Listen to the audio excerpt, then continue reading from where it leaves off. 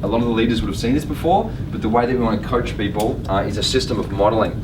And so these are the 5 I's, right, of being able to coach somebody as a part of our business. The first one starts off as I model. If you want the opportunity to progress, you want to be a leader, you want to teach, train, support other people, well, the very first thing that you need to focus on is modeling the behavior that we want to see in other people, yeah?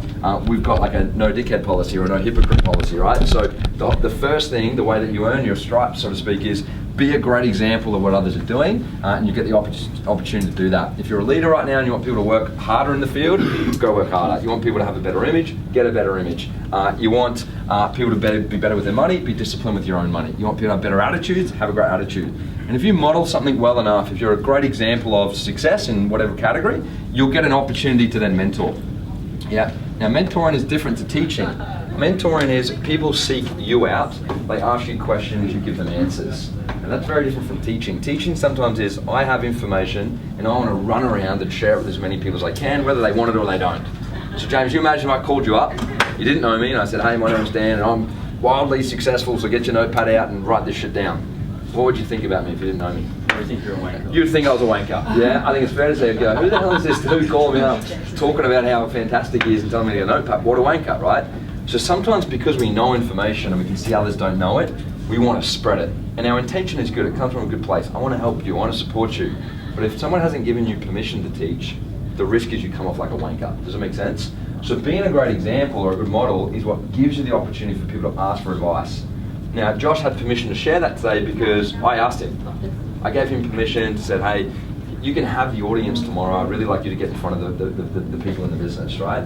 He had permission to do that. Yeah, the fact that everyone's here with the notepads out is that permission. Does it make sense? So we're all listening and we're all ready. So we get an opportunity to mentor. So this is if I take someone in the field, I do the right things, I model, I set the pace, I set the example. What a smart person does is they start asking me questions along the way.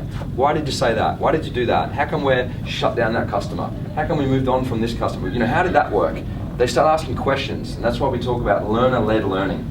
It's up to the learner to lead themselves on the learning journey, not for the teacher to kind of enforce knowledge on them. Does that make sense? So you've got to ask great questions.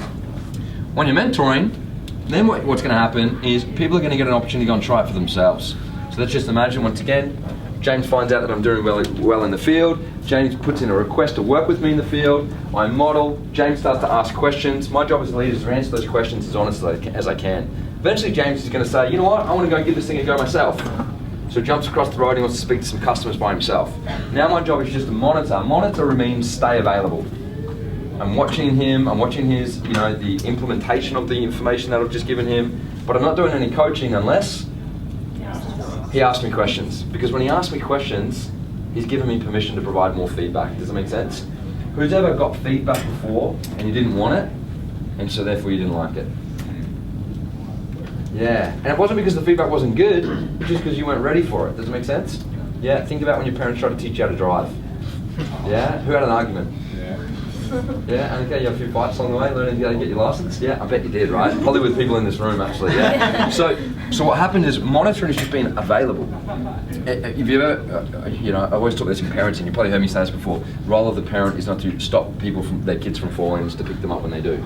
It's the same thing as a leader. My job is not to stop Scott or Luke from falling or failing in business. My job is just to be available for them if they do or when they do, so I can help provide that information. But I can't go chasing them with info, they need to chase me, so then I know I've got permission. Does that make sense? Yeah. So that's a difficult thing about leadership. Now if we do this, people are going to improve. My job then is once someone gets quite good at something, they understand the basic systems, now it's my role as a leader to motivate that person. Now motivate means I need to take their newfound skill and put it within a structure that gives them opportunities to continue to do well. Now for us, that's our CMP program, right? Where I can start to talk about what's in it for them if they continue to do well, how they can learn to teach and train themselves, build their own sales team, make an extra income for themselves, all these other things. I could also motivate them by continuously setting the pace, yeah? Whose first goal here was to beat their leader? Anyone? I'm pretty sure it's everybody's first goal in the world. My leader's name was Dan. My first goal was just to beat my leader, yeah? And look at all the Josh's team putting their hand up, yeah? Just so you guys know, you're successfully doing that right now. Oh, Josh. Okay, so everyone wants to beat their leader, right? Okay, so an easy way to motivate them is to go, hey, no worries, let me go set the pace again for you. Let me continue to model, the next step for you, yeah? Model, teaching, training others, modeling, setting the pace, modeling my work ethic and my work habits and all these types of things. I motivate them so they have to chase me, right? The last thing, in terms of how we grow as a business, as a philosophy of growth is, well now, if we have people who know the skills and are motivated to continuously apply those skills, we get an opportunity to multiply. Yeah, and multiplying means we grow our business by duplication, not addition. Yeah, addition is a very slow way to multiply. Imagine if I was the only trainer in our business, so we could only grow one by one. Yeah, I'd recruit Saoirse and I'd go, okay, let's go and I'll teach you how to do sales. Yeah, and when we're finished training you, now we'll go and recruit Tony and I'll teach Tony how to do sales. And when we're finished with Tony, we'll go and we'll teach James, we'll teach Jake how to do sales, or James how to do sales, whoever. It's going to be a very long journey for us to do that. Does it make sense? If I was smart and I followed this formula, yeah, then what would happen is we'd recruit Saoirse, we'd teach her how to do sales, but I'd model all of the other behaviours. So now, not only could I go and train somebody, but Saoirse could train somebody as well. We're building communities within communities, or teams within teams. So now what happens is we go from 2 to 4, 4 to 8, 8 to 16, 16 to 32, 32 to 64, 64 to whatever that number equals. Yeah? 100 and what? 128. I don't know if that's correct, right? Okay. But it is. Okay, 128 to the next one. And so now we're starting to grow through multiplication, not through addition. And that's how we go and we hit our BHAG, which is 1,500 people in the field, right? Well, I can't train 1,500 people. Yeah, it'd be a very immature way to do it as a business. Does that make sense?